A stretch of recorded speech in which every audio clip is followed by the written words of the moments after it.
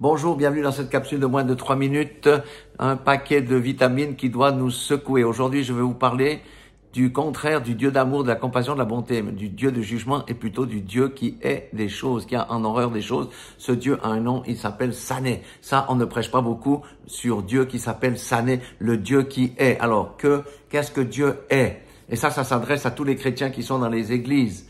Il est l'impudicité, il est l'immoralité.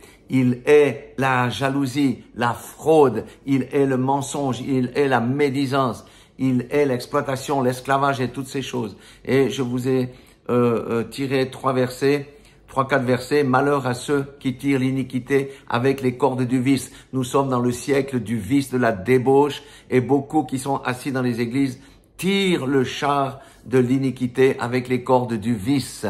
Oui, monsieur, oui, madame, la vérité libère. C'est pour ça que je me permets d'être cru, pour que certaines personnes puissent se repentir et se mettre en ordre avec Dieu. Malheur à ceux qui appellent le mal bien et le bien mal. Ça, c'est dans notre société aujourd'hui. Toutes les valeurs chrétiennes, toutes les vertus chrétiennes, on les dénigre, ça devient mal. Par contre, toutes les perversions deviennent le bien. C'est dans notre civilisation.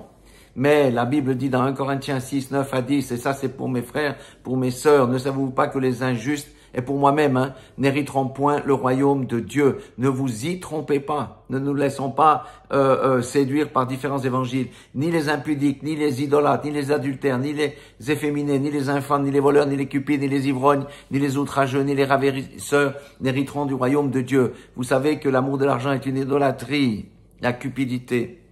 Et dans Apocalypse 22, 15, il y a un avertissement qui est très sévère. Dehors les chiens, les gens chanteurs, les impudiques, les meurtriers, les idolâtres et quiconque aime et pratique le mensonge. On pourrait encore allonger la liste.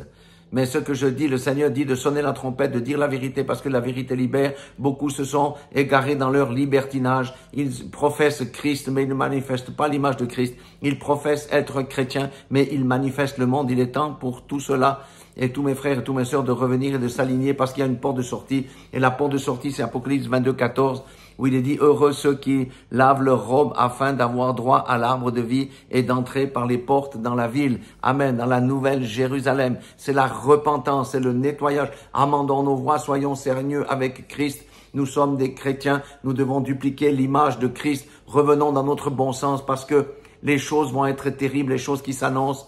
Eh bien, vaut mieux servir Dieu que de servir les hommes et de se servir soi-même. Je vous aime, Dieu vous aime. Soyez tous bénis dans le nom puissant de Jésus-Christ de Nazareth et soyez fortifiés. Et voilà.